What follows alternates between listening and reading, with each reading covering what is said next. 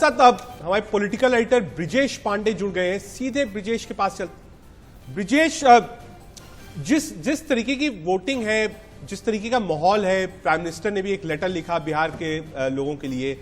नीतीश कुमार ने कहा ये मेरा आखिरी चुनाव है। अमित शाह ने ट्वीट किया सुशासन के लिए वोट दीजिए। तो क्या कहीं कुछ मामला फंसा हुआ दिख रहा था? क्योंकि जो भीड़ थी वो तेजस्वी के साथ थी। लोग बार बार कह रहे थे कि नीतीश कुमार का जो मामला है इस बार ग्राउंड पे बहुत अच्छा नहीं है। एंटी इनकम्बेंसी नीतीश के खिलाफ है इस चुनाव में।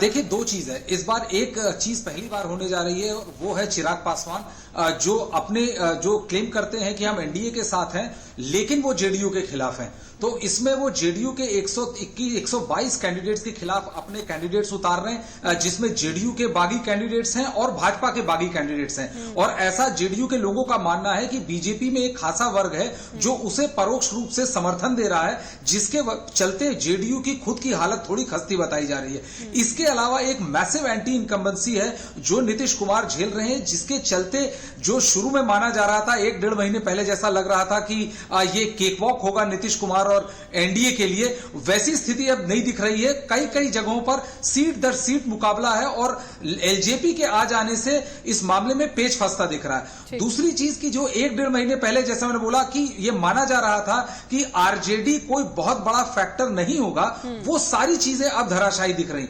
वोट जो भीड़ है वो वोट में परिवर्तित होगी या नहीं होगी, ये देखने को अभी ये कुछ ही दिन में क्लियर हो जाएगा। लेकिन ये साफ है कि तेजस्वी ने इस पूरे चुनाव में एक भी कदम गलत नहीं उठाया। बिल्कुल ब्रजेश, ये बात बिल्कुल सही है आपकी कि तेजस्वी जो है वो यहाँ पर एक राइजिंग फैक्टर के तौर पर देखने को जरूर हमें मिले हैं। उसी के साथ साथ इस तीसरे चरण का अगर हम जिक्र करते हैं ब्रजेश, तो एआईएमआईएम जो पार्टी है उसका जिक्र ना करें तो अधूरा रह जाएगा। क्योंकि देखिए 4 जिले ऐसे हैं जहां की कुछ सीटों पर उम्मीदवार एमआईएम ने यहां पर उतारे हैं। उसका असर बहुत देखने को क्या मिल सकता है, क्योंकि मुस्लिम बहुल इलाके बहुत ज्यादा यहां पर हैं। यहां पर चुनौती शायद और ज्यादा कड़ी हो जाएगी नीतीश कुमार के लिए।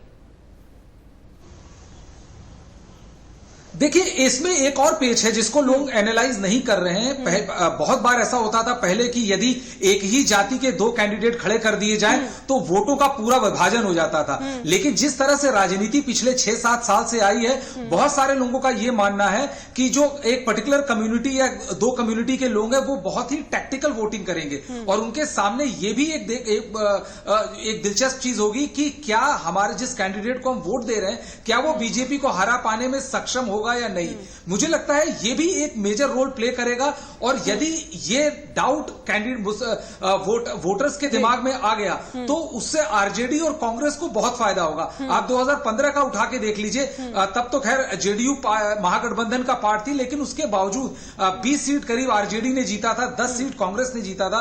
तो ऐसा माना जा रहा है कि इस बार भी उनका परफॉर्मेंस मिथिलांचल और सीमांचल में काफी बढ़िया होगा। चलिए ठीक है, ये बातें आपकी बहुत महत्वपूर्ण ब्रजेश। और उसी के साथ जो वहां के लोग थे, जब उनसे बातचीत यहां पर की गई थी तो उनका तो ये कहना था कि वोट चाहे आरजेडी को यहां पर दे दिया जाए, एमआईएम को दे दिया जाए, साथ मिलकर आगे कुछ वो खिचड़ी ना पका ले। लोगों का ये मानना, यहां पर अलग अलग राय भी देखने को मिल रहे हैं। फिलहाल बहुत बहुत शुक्रिया ब्रजेश, आप हमारे साथ जुड़े इस तमाम जानकारी के साथ। और हम लगातार अपने संवाददाताओं के पास चलेंगे, ग्राउंड भी आपको लेकर चलेंगे, वोटिंग परसेंटेज भी दिखाएंगे, पल पल की खबरें आपको देंगे। और आज शाम 5 बजे से लगातार इंडिया न्यूज का सबसे सटीक एग्जिट पोल सिर्फ और सिर्फ इंडिया न्यूज पर।